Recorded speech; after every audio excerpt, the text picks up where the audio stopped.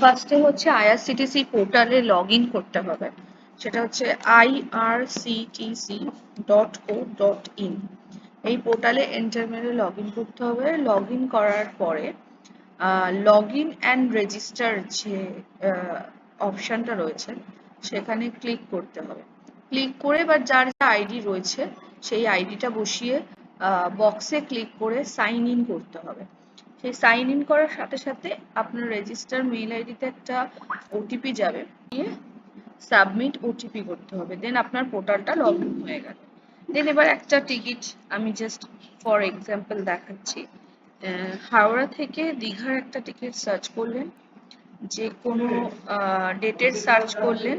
দেন হচ্ছে এখানে আমি টিকিটটা বুকিং করছি, বুক নাওতে গিয়ে আমি টেস্ট পারপাস দেখাচ্ছি। এখানে এজ সিলেক্ট করবেন, নেম দেবেন প্যাসেঞ্জার ডিটেলসে, এজ দেবেন এবং জেন্ডারে মেল না ফিমেল। ইন্ডিয়ান প্যাসেঞ্জার হলে ইন্ডিয়ান, অন্য কোনো ইন্টারন্যাশনাল প্যাসেঞ্জার হলে এখান দিয়ে অপশন সিলেক্ট করে দিতে হবে। এখানে প্যাসেঞ্জারের মোবাইল নাম্বার দিতে হবে, দেন এখানে কনসিডার ফর অটো আপগ্রেশনে সবসময় ক্লিক করে দেবেন। তাহলে কি হয়, প্রত্যেকটা মুহূর্তে যখন টিকিটটা আপডেট হতে থাকবে।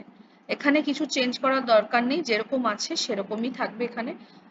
দেন কন্টিনিউ করার পরে নেক্সট পেজে যখন যাওয়া হবে, এখানে আপনি এখান থেকে প্যাসেঞ্জার ডিটেলস, কোন ট্রেন, কত তারিখে পৌঁছচ্ছে, কত ঘন্টা টাইমিং লাগছে, ডিটেলস কোন ক্লাসে, সমস্ত প্যাসেঞ্জার ডিটেলস এবং ট্রেন ডিটেলস এখান দিয়ে চেক করে নেওয়ার পর এখানে আবার ক্যাপচা পূরণ করতে হবে।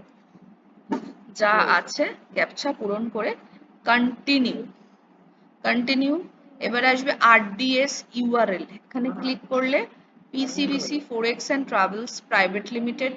দেন পে অ্যান্ড বুকে আসলে আপনার কাছে নিড 82 একটা পেমেন্ট পেজ খুলে যাবে। নিড 82 পেমেন্ট পেজে সবসময় মনে রাখবেন আপনি যে ইউজার আইডিটা পেয়েছেন সেটা এখানে IPCBCF, এটা ছোট হাতের হবে, সম্পূর্ণ ছোট হাতের হবে এটা, তারপরে 00 যা আছে সেটা। এখানে আমি আমার প্যাসেঞ্জার ডিটেলস নাম্বারটা বসাতে হবে, আর এখানে মেইল আইডি আর ফোন নাম্বারটা বসিয়ে ফেস ব্যালেন্স করলে